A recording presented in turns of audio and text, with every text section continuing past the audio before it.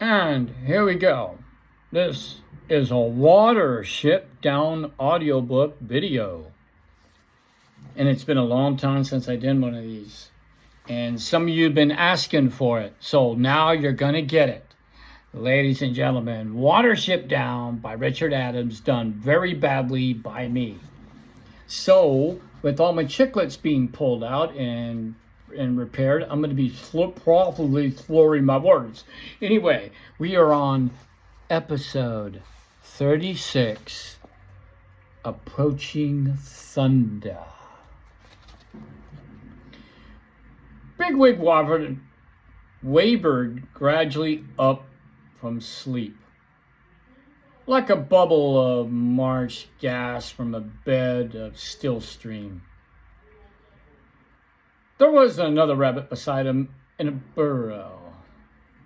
burrow. A buck. He startled up at once and said, "Who is that?" "Evans," replied the other. "It's time for souffle, say Levi. Larks have gone up and you're a sound sleeper." "I dare say," said Bigwig. "Well, I'm ready." He was about to lead the way down the run, but Evans' next words brought him to a halt. "Hey, Spiver," said Evans. Bigwig grew tense. "What did you say?" "I said, who is Spiver?" "How should I know?" "But you were talking about him in your sleep. You kept saying, ask Spiver, ask Spiver. I was wondering who he was." "Oh, I see. A rabbit I once knew. He used to foretell the weather and so on." "Well, he can do it now then. Can you smell the thunder?"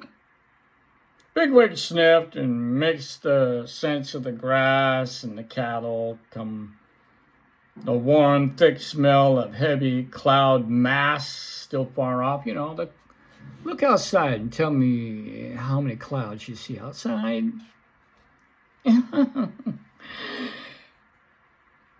He perceived it uneasily. Almost all animals are disturbed by approach of thunder where it oppresses them, and they, with its mounting tension, breaks the natural rhythm of which they live. Bigwig's inclination was to go back into his burrow and probably rack the hell out.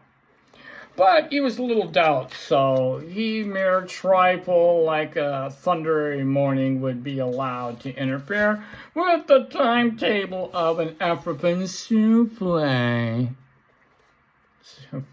He was right. Servile was already at the entrance, squatting opposite of Blackava and his escort. He looked round up as his officers came up the rank. "Come on, Philly," said, "the sentry's round already. When does the thunder worry you?" "It does, rather," replied Bigwig. "It won't break today," said Servile. "It's a long way off yet, and it'll give it till morning, evening. Anyway, don't let the marks see it affect you. There's nothing to be altered unless the general says so." "Couldn't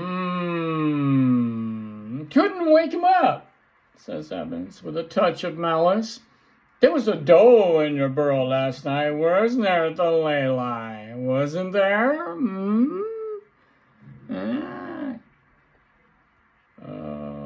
"Oh, was there?" Servile says. "Which one?"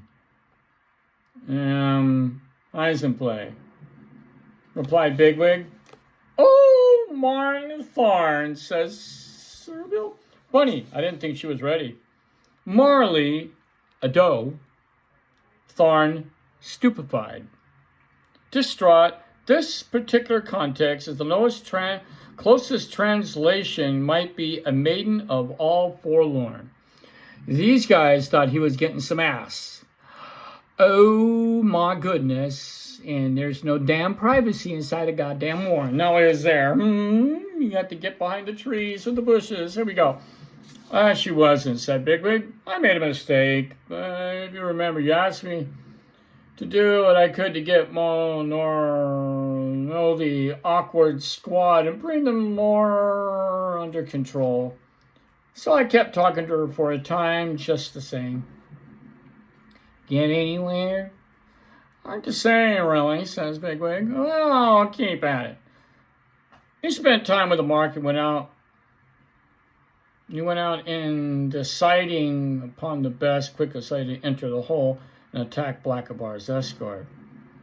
He would have to put it to one of them out of action in no time at all, and then go straight for the other. But what would that much less unprepared if you had to fight him? It would be better to avoid doing it between Blackabar and the mouth of the hole. For Blackabar, it would just be wilder as the rest and might even bolt back down the hole. If he's going to bolt anywhere, he would be going bolt outward like this. Yeah, I'm going to take off outside as they go further in. And of course, with any luck, which I don't believe in, there's no such thing as luck.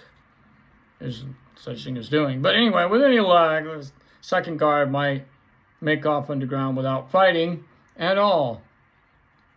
But no one could count on that. Epiphan and Alzlafa are not given to run away. Guys, might be some bad news, fellas. As he went out on the field, he wondered where he can be spotted by Kiar. The arrangement has been that Kiar would find him whenever he might come above ground on the second day. He need not have to worry. Kiar had been over Epipha since before dawn.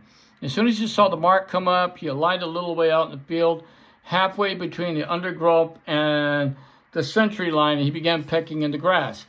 Bigwig nibbled his way slowly towards him, and then settled down to feed without a glance in his direction. After a while, he sensed Kiar was behind him, a little to one side. Mr. Bigwig, I think it's not good you talk too much. Mr. Aza said, what you do? What do you want? I need two things, Kihar, both at sunset tonight. First, our rabbits must be down by the big arch, and I shall come through there the arch with the does. If you're pursued, you and Hazel and the rest must be ready to put up a fight. The boat thing, is it still there? Yeah, the man no take I tell you, Mr. Hazel, but you say. Ah, good. Now listen, Kiar, this whole second thing, and it's terribly important. You see these rabbits out beyond us in the field? They're the sentries. At sunset, you meet me here, and then I'll run back to those trees and down the hole. As soon as you see me going, attack the sentries, terrify them, drive them away. If they won't run, hurt them, but they must be driven off. Then you'll see me again come out almost at once, and then the does. The mothers will start running with me, and we'll go straight down the arch. But we very well be attacked on the way. If that happens, can you pile in again? Yeah, I fly at them. They no stop you. Fine. They're saying, splendid, that's it. Hazel and the others they all right? Yeah. They say you damn fine good fella. Mr. Plubel, he says he bring mother. Bring one mother for everyone and two for him. He wants to go, woo. He wants to go in tandem. He wants two does in stereo. It's like a threesome, right? Yeah, anyway. Bigwig's trying to think of the appropriate reply on this. He saw Serval running across the grass towards him. At once, without speaking Kihar, he took a few hops in Serval's direction and began biting busily at a patch of clover. As Serval came up, Kihar flew in low over their heads and disappeared over the trees. Serval looked at the flying goal, then turned to Bigwig. Aren't you afraid of those birds? Yes. No, not particularly, answered Bigwig. They sometimes attack mice, and rabbit kittens too, said Serval. You're taking a risk speeding here. Why are you so careless? For an answer, Bigwig sat up and gave Serval a playful cuff hard enough to roll him over. That's why. he said. Serbil got up with a sulky air. All right. So you're heavier than I am, he said. But you got to learn, T.I. There's more than weight of being an episode officer. And it doesn't alter the fact that those birds can be dangerous. Anyway, it's not the season for them, and that's odd for a start. It'll have to be reported. Whatever for? Because it's unusual. Everything unusual has to be reported. If we don't report it, that somebody else does, nice fools will look when we have something to say that we saw it. We couldn't say we didn't, and several of the mark have seen it. In fact, I'll just go and report it now. Souffle is nearly over, so if I'm not back in time, you and Evans had better see the mark underground yourselves. So I'm going to go rat out Kiar because I'm a dick. As soon as Serbil left him, Bigwig went and go looking for Play. Found her in the hollow with, okay, here we go with this name, God. Si Song Sen Nang. Si Song Sen Nang. Marbles.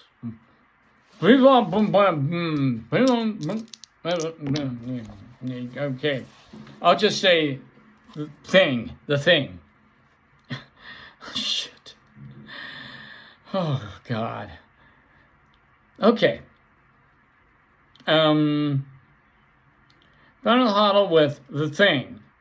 Most of the mark did not appear to be unduly affected by the thunder, which is distant, and Serbil said the two other does, however, were subdued and nervous. Bigwig told them he arranged it with Ki-Eye.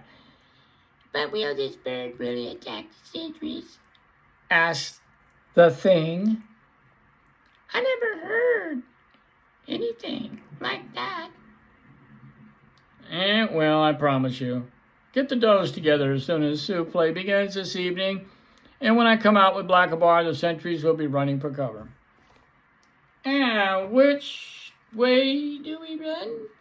Asked the thing.